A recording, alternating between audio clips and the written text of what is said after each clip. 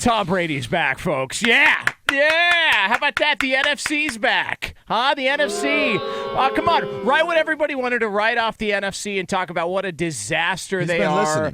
Tom Brady is back with the Tampa Bay Buccaneers. He took to social media yesterday. Now, I made sure to actually read, and I didn't want to get duped like some of these people that get duped by these fake accounts. I made sure it was the actual Tom Brady and not Tom Brady with 2 D's or Tom Brady with an I instead of a Y.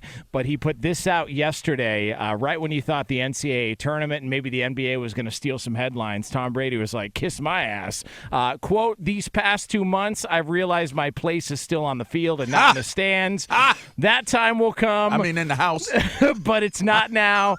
I love my teammates. I love my supportive family. They make it all possible. I'm coming back for my 23rd season in Tampa. Unfinished business, LFG. Not really sure what LFG means. Let's go. Okay. And so there it is. Tom Brady is back with the Tampa Bay Buccaneers, which brings up the question, what was the last, month or so about? Like, why did he walk away? You know what I mean? Like what was the... He realized it wasn't for him. He got home with the kids, was like, wait, this is what all you dudes do when I'm out practicing and getting ready and doing. Okay, I'm gonna take my ass back to football. I feel like if I'm still leading the league in yards and touchdown passes, I'm gonna do this till the wheels fall off because I don't want to have to transition to this. Like, I want to transition into grandfather mode. Like, I want to get there where, like, I've got the kids for a little bit and I take care of them, but then I give them back. Like, I don't have to actually deal with it 24/7. That's my theory on it. I think he literally got to the point where he has missed an entire phase of staying at home and being around his kids, where he just was like, oh no. I'm just gonna play till I become a grandfather. That's where I'm at this point. Well, I'll tell you what. Gisele has to accept that football is his true love. It's his true love. Yeah. Like, and if that's got to be the most surprising part, by the way. I mean, that's his love, and she's got to play a sloppy second role to football. And that just is what it is. Mayday. I'm sorry. Mayday. Sorry. So and here's what I'll say. Outside of the obvious of, like, married men who understand the jargon that's taking place right now, my serious take on this, if you think about the quarterbacks in the NFC and the ones that remain, Kyler Murray, we don't know how that's going to play out, right? Things are showing that there might be cracks, maturity, buy-in. They could be a team that may not be as good. They could be vulnerable. Then where else do you go in terms of elite quarterbacks? You got Stafford, you got Aaron Rodgers. Yeah. I really refuse, even though I know you're supposed to, I really refuse for some reason to say that Kirk Cousins is going to be an issue or a problem for the NFC. I'm not even really putting him in that category of he would be able to take on Tom Brady, or really all that's remaining in the NFC would, in my opinion, would be Stafford and Rodgers.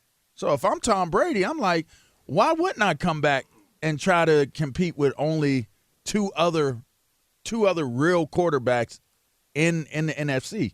It just makes sense to me. It just makes sense to come back and try it one more time, because the NFC is a vulnerable side of the conference. And it's not like he's good for 44. No, he's just good, period. Like, he's one of the top quarterbacks in the league still. And you go back to last year, there was a lot of people that wanted to make the argument that Tom Brady should have been the MVP of the league. Like, and I would be one of them. I mean, he was unbelievable. So just to look at it and go, man, you're still playing this well. I know people, you want to go off on a high note and you don't want to be peeled off the field like, maybe a Ben Roethlisberger look like, or, Peyton Manning or something like that. But, man, I just don't think he's anywhere close to slipping or falling down that cliff, or falling off that cliff, rather, that everyone wants to talk about. To me, it makes all the sense in the world. Why wouldn't you want to come back and keep playing? Then why leave? Well, I mean, That's what blows me away. Like, why leave in the first place? I mean, Just say I need a little time. he thought he was into the post football life, and as Brady pointed out, he started looking around and going, "Oh, you mean I got to make their lunch?" You know what? I'm gonna go be a human jugs machine for one of the receivers that's trying to get a contract. I'm out of here. So I mean, good for him. Them noises start running together in your head. It's like dad, one dad, dad. Then you hear that second dad, daddy. Then you hear dad out, dad, daddy, dad, daddy, dad. And you keep hearing that in your head. You're like, oh! Yeah. And then you get Gisele, Tom. What are you doing? Tommy. What are you doing? What are you doing? Tommy. Why? Tom. I do everything. Tom. What are you doing? Where what are are you you, doing? Tom? Where are Tommy? you doing? Where Tom. are you at? And it's just like that mashup outta of here. sounds. Yeah. I hate you all. I hate all of you. You know what I love about it, though, is like life can be really complex and really complicated. And then it can be really simple. And I think this was the most simple decision Tom's made over the past 2 months.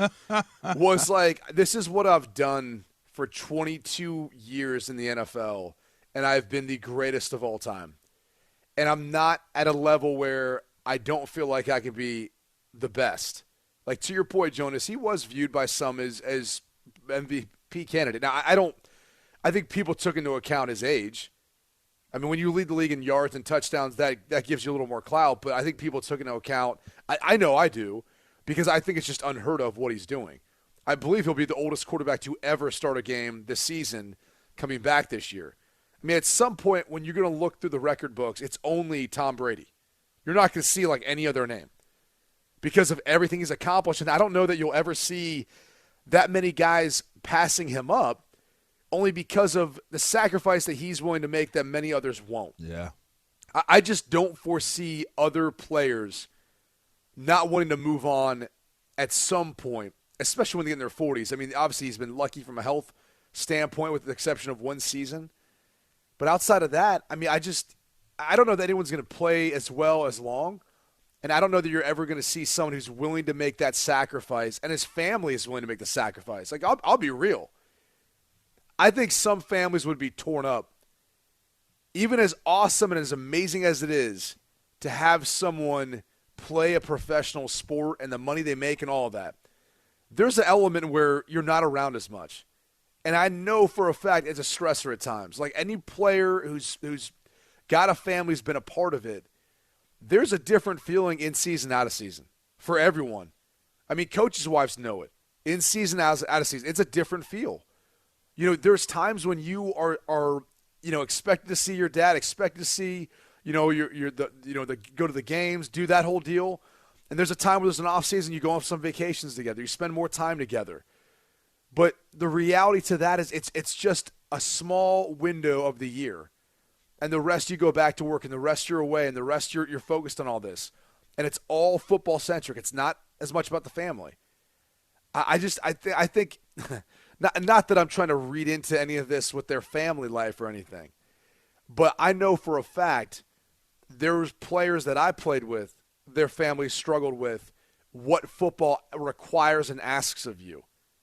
And so it's one of the reasons why I just feel like it will never be done again, because I don't know that the family would be able to make the same sacrifice without something being impacted or changing personally in a big way.